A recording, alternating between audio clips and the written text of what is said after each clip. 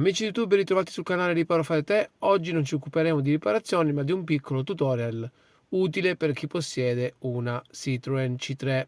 Se vogliamo disabilitare la funzione Start e Stop è molto semplice, basta andare nell'impostazione dell'auto, quindi schiacciamo su questo simbolino qui, andiamo dove c'è scritto Stop and Start, per disabilitare schiacciamo su Off,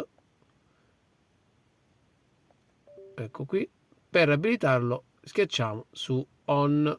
Se vi è piaciuto il video lasciate un like, iscrivetevi al canale e ci vediamo al prossimo video.